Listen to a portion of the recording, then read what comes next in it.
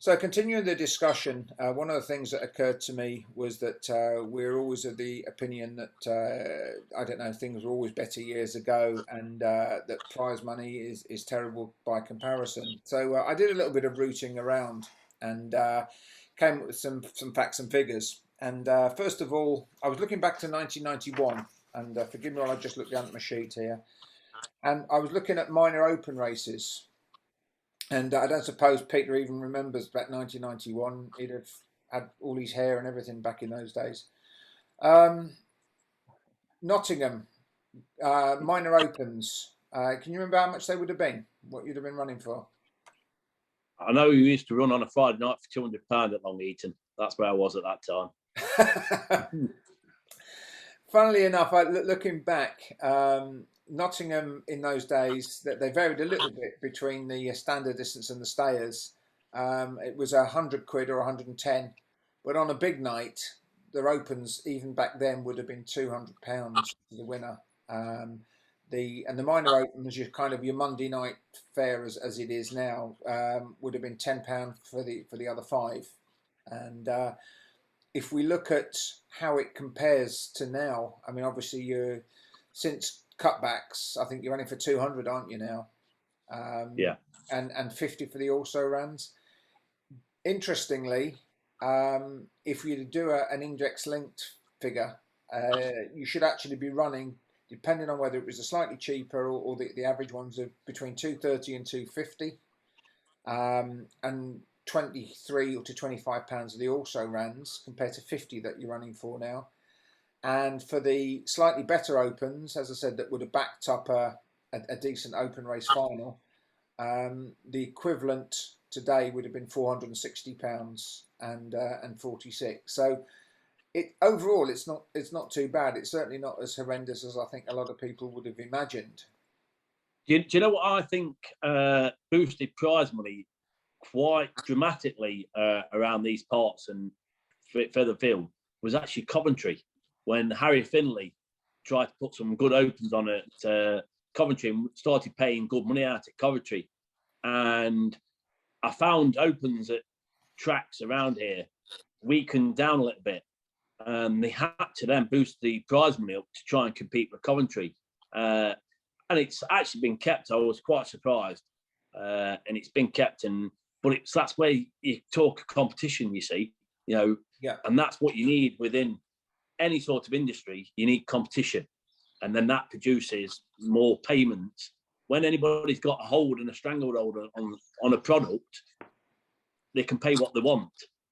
But obviously, when there's competition, it's demand and supply. The basic economics, you have to pay. If you're not getting a supply. So as soon as you start paying a bit more, the demand comes in, and the supply comes in. So and that's why the price did go up. Yeah. I'm just looking at some others. Sunderland were 100. They're now 200. Index link, they should be about 230. But again, they're paying £50 compared to 23 that they index link they would have been paying. So there's not a lot in terms of slightly down for the for the winners, but the also rans, and generally there seems to be a little bit more support for the also rans than there were in those days. Interesting that you said earlier on, it's about winning the finals. Crayford very similar. Romford was another interesting one. Their regular opens in those days were for £100 or 120. They varied a little bit on a Friday night. I think some of the 750s were 120 quid. And they would run for £40 for the runner-up and 20 for the others. These days, it's 250, 50 and 45. So basically, the winners are getting slightly more than they might have been due to inflation. But down the fields, the third to sixth, again, are pretty much what you should be getting. But the runners-up on the 1991 prices should be getting double what they're getting at the moment. So you're talking about 40 quid difference. But in general, it holds up pretty well. Did you look at what Walthamstow used to pay all them years ago? Because that was always I always thought that was the benchmark. That was the spectacle sort of place. And I always thought Walthamstow paid really good money. I know on the graded side of things, I've spoke to the likes of John Mullins, and he told me it was fantastic money there. It wasn't just what was on the card. You know, if they had a runner, you'd have the actual run money, but also behind the scenes, you'd probably get £25. I think you just get £40, the trainer did, for a 6-bend dog or a hurdle dog. Just turning up with a 6-bend dog, exactly so. Yeah, just so, you know, it paid them. Walthamstow was big money for these, and that's why, you know, all these celebrities used to go there, and there were good dogs at Walthamstow because it really paid. It really did. Yeah, I think one of the things. Floyd. Sorry, mate. My quick question there would be: yeah, how would breeding stud dogs? What kind of the cost of a dog?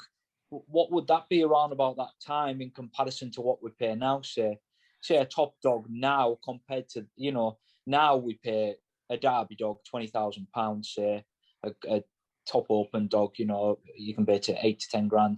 What would you say the cost of a dog and breeding litters and stud dogs would be back then in comparison to now?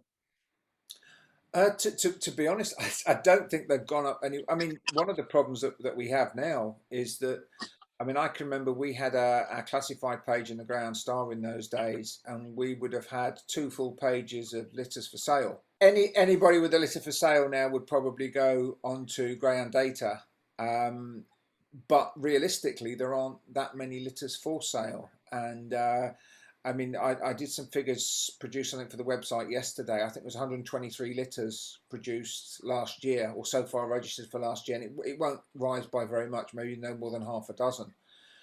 So you really can't buy pups in England because people are only doing it for themselves. When it comes to the racing dogs, again, I don't really think, you know, to memory, that they've changed a great deal. I did some figures looking at sales from 1991, and this was just an average sale from one of the Irish sales, and the 39 lots of the 39 lots, the top 9 lots were between £500 and £1,000 each, which should mean that today they'd be between 1,200 and 2,400 each. Now, so that's a quarter of the top quarter of the lots. My feeling is they'd probably be less than that if you went to a Cork sale now. I don't know how many dogs that you'd be getting in that sort of 2,400 range. The top lot was 2,750. But as I said, I'm stressing this isn't like a prestige sale. This was a bog standard, twice a month kind of sale. So I only say it, Floyd, because I think I was just thinking in my head that although the prize money now to then, and you've obviously did index linked and worked that out, I would say that the cost of living, everything else would have increased to actually breed a litter, to pay staffing costs, to whelp the litter, to have the litter to racing age, to then buy. Perhaps the purchasing of a dog would remain similar, but I would imagine all the other costs would have vastly, you know, increased in 2021 compared to 1991, for instance. Just my opinion. I tell you what's actually changed.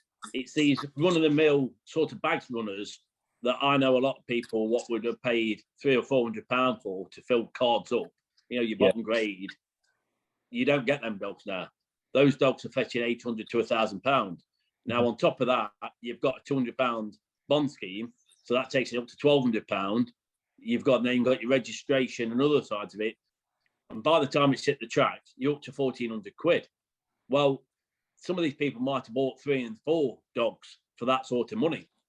Yeah, and I know people now they're turning around and saying, "Hang on a minute, I'm going to be a year before I've recovered the cost of this one dog." Yeah. And now they're the people. Now it's the people on the lower end of it, what was buying your bag sorted dogs for a run, and it might be other trainers which are buying them for themselves, you know, to keep the numbers up. They're the ones which are suddenly starting to cost more, and then these people are saying, "Well, hang on a minute, I can't be afforded to do this anymore because I wasn't really making that much, and my costs have gone up 3 times for them type of dogs." Your higher end dogs, you've always had your big money people what will pay big money to have the best dog. You know, if you was a millionaire in 1990 and you wanted the best dog, you'd have paid 20 grand or more. Now, if you're a millionaire or multimillionaire now and you want the best dog, you might pay 50 grand. You know, it's all relative when you come to the big money, but it's at the bottom end of the scale where you've got more dogs being sold when they've gone up 3 times the price or costing 3 times the price. That's where it's the sport. There's 2 points I want to bring Mitch in on, both of them. One was, I know that you'd done some figures looking at sort of litters and the cost. And secondly, there was a point that you raised to me the other day that we should have perhaps covered earlier.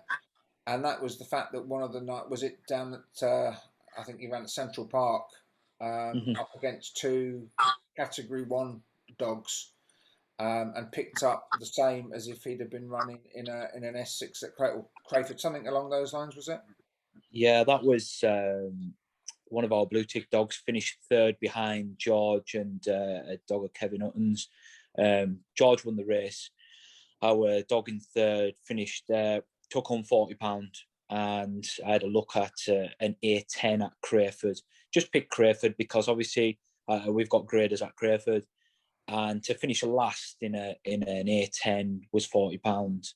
To finish 3rd against 2 dogs that had run in Category 1 finals was £40.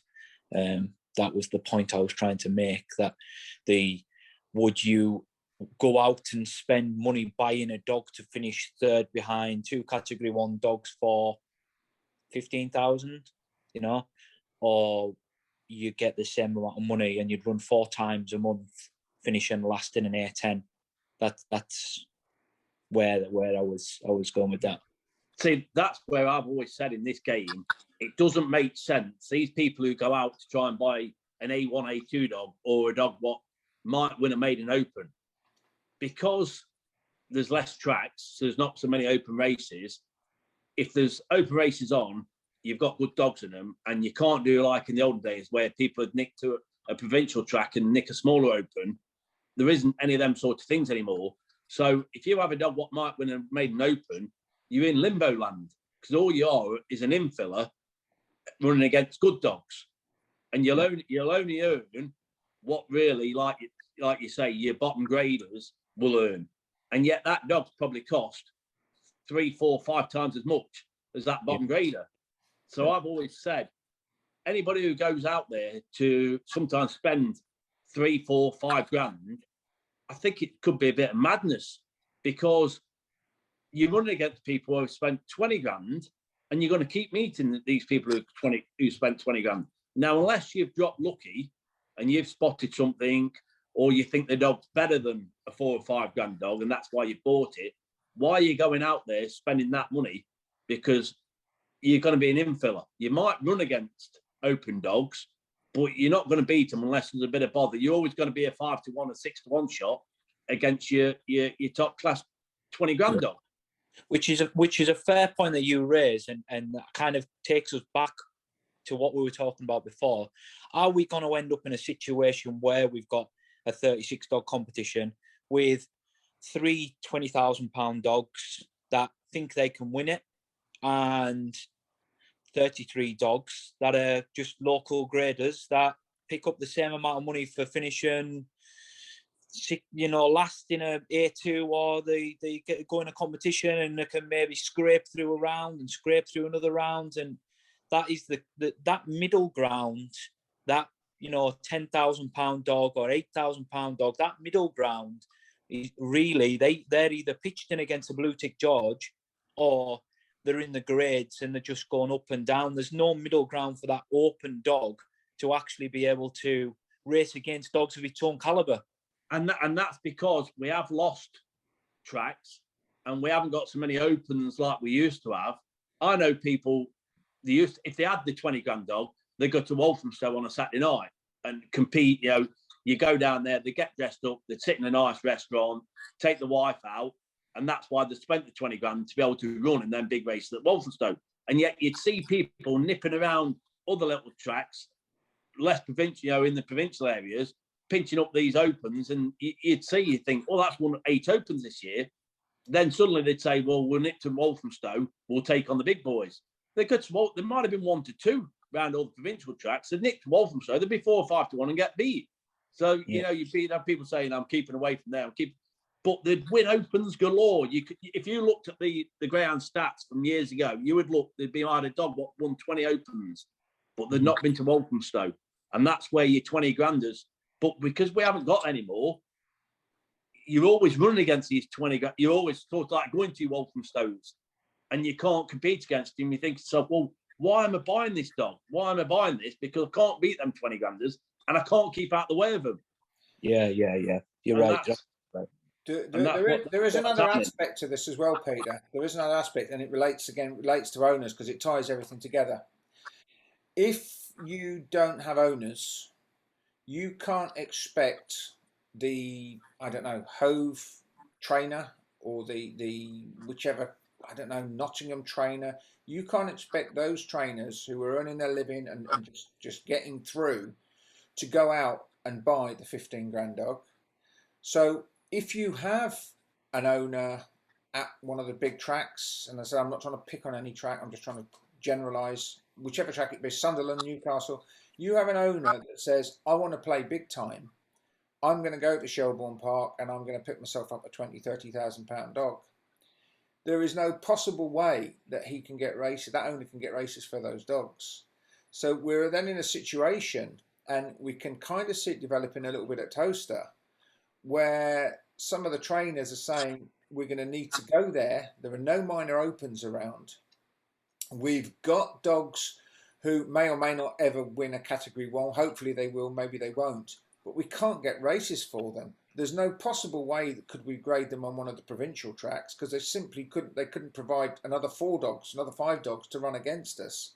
So we're all going to have to go to the track where all the top trainers are all going to congregate, because at least we know whether it's a graded race or an open race, at least we'll get some racing. Yeah, absolutely. You spoke before. I know that you did some background on some pricing, and I think you had a bit of a spreadsheet explaining about the value of dogs. I mean, I'm coming into this with the following view that when you get a top breeder, you get somebody like Liam Dowling or you get the Dumfries, and they will produce a dog that might be valued at let's say £40,000. At one level, you're going to get people going, how on earth can you possibly value a dog at 40 grand because you've got to win 4 category 1 races just to break even, etc. But I've had some sympathy with the breeders, because the way I would view it, you're probably only going to breed a 40 grand dog, if you're lucky, once every 2 or 3 years. And if he's the pinnacle of all the dogs that you breed, and if a percentage of the dogs that you breed can't reach the value that they would need to just to break even, which I think we're going to work out as a figure in the region of 1,500 quid, then that dog has to be worth £40,000, whether or not you can run for that money, simply on the basis that he is, at the peak of the pyramid of everything that you produce over 2 or 3 years. Absolutely. You've hit the nail on the head there, that as a breeder has to make a living. It's a job for them, where it's a hobby for an owner. And we understand that if we invest £20,000 in a dog, chances are we're not going to make £20,000 back unless we're lucky enough to win 2 or 3 category 1s and get far in a derby, or even, I always say, when you're getting into the realms of 30,000, 40,000, you really want the dog to go to stud, don't you? But the reality is, for breeders, and you're right, I have got a bit of a spreadsheet, and I've spoken to a few breeders in Ireland, and I've kind of put some figures together from what they've told me. For them, I was given 3 scenarios. So basically, if a breeder was producing, and I'm sorry if I'm looking to the right, I've just got the laptop here. If a breeder was producing 18 pups a year from 3 litters, yeah? A good scenario for them would to be able to produce at least one €15,000 dog. That would be a scenario where, and that would include a top competition dog, a couple of minor open, 6 top end graders, some standard graders for sale, and maybe 2 that either got injured or was rehome. That would be a good scenario. Yeah. A really good scenario, top scenario, you've mentioned Liam Dowling and others, would be to be able to produce at least 2 of these type of competition dogs a year.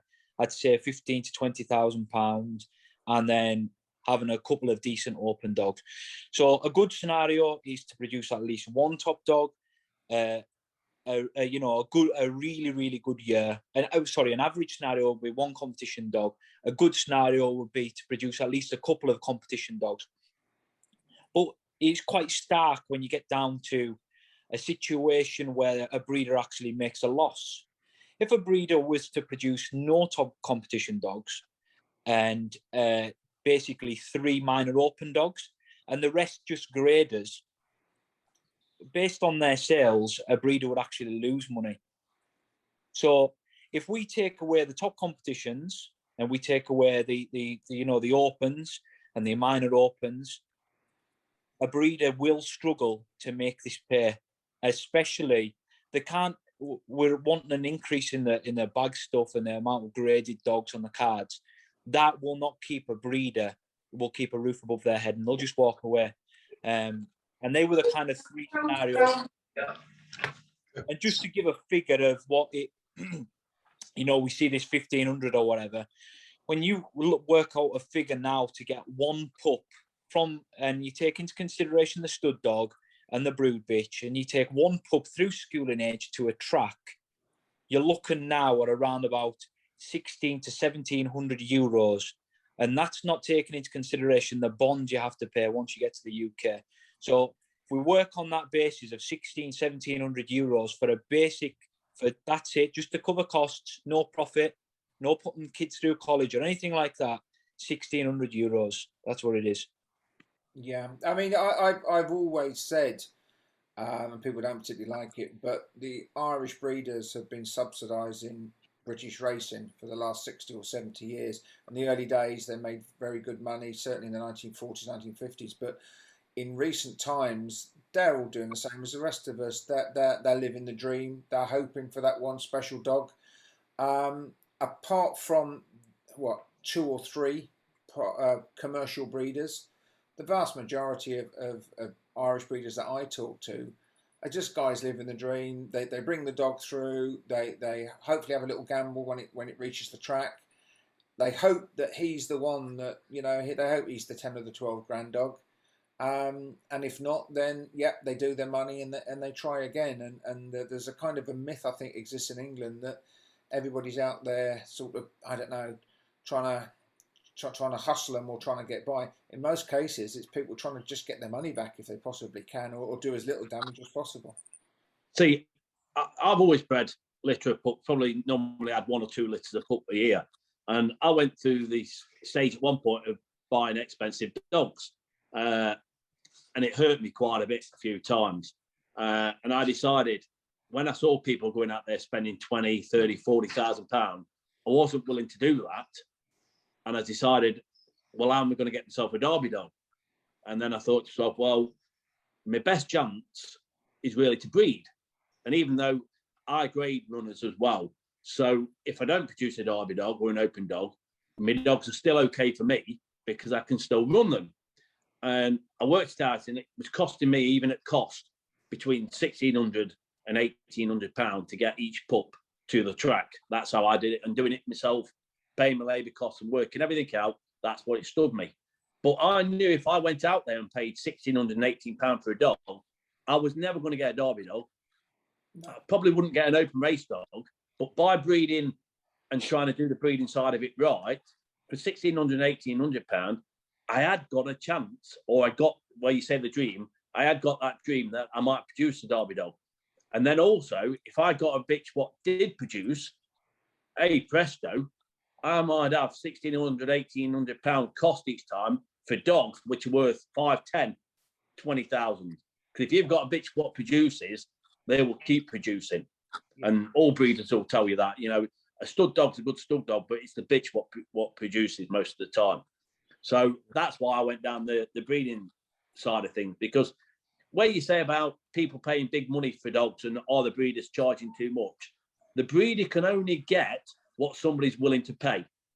And if somebody's willing to pay for it, then it's value. In our terms, looking at it, we might not think it's value. But if somebody's willing to pay it, they have put that value on that dog at that point in time. So I don't blame any breeder for getting the money what they should get and what they have got, because I know what it costs. And, you know, there's not people making fortunes out there on a regular basis, because if they sell their dogs and they turn out no good, that customer won't return. And in any business, you need return custom. So they will sell things at the right price of what they are. I would say my concern, Peter, going through these figures and looking through this is, and I don't like to use this term, and it does get used quite a bit, and I have used it in the past, but graded dogs are a byproduct of open class dogs. And that isn't a disrespect to graded dogs, because I own graded dogs. But in terms of a breeder's point of view, if breeders are going to continue and live in, especially in Ireland, which we're heavily reliant on, they live by that they live by that token that graded dogs are a byproduct of open dogs. Of course, You don't go out there to breed them, do you? You don't go out there to breed graders. No, they're looking to land one or two competition dogs, as I've just said there, from the figures. 2 competition dogs is a good year for them. They're 20 grand dogs is a good year, and that's from 3 litters.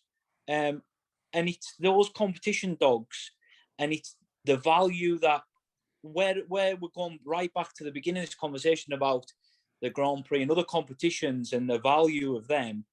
It doesn't generally mean the value as in we want the competitions to be £100,000 every competition, but it's very important that owners are still buying at least 2 or 3 competition dogs a year from these breeders for them to maintain a business and for us to maintain a flow of dogs into the UK. That's as frank as it can be. Yeah, you're dead right there. You're absolutely spot on. So when you end up a situation that there aren't any owners and you're relying on trainers to buy the dogs, they're not going to be going out and buying those competition dogs because they can't afford to. No. And then the breeder says, I can't make money, so why am I going to breed? And then you lose the breeders. And then what happens is your little smaller graded dogs get dearer. Yeah. So then the graded trainer says, well, I can't even afford these graded dogs. So like you say, you've got to, where people always say, oh, you can't be elitist. And I know people call you, Dave, sometimes. But you have got to look after that top end because that helps the bottom end of the market as well. So, you've got to get the balance so right. Yeah, you do. And I don't need to tell you two guys how many breeders have left the sport. I don't need to tell you how many prefixes don't exist anymore, that we don't see them like we used to. The amount of breeders that are walking out the sport, and this is exactly why, and this is the importance of having a couple of competition dogs in every 3 litters to put a roof over your head, to pay the bills. And that's how important it is from a grassroots level.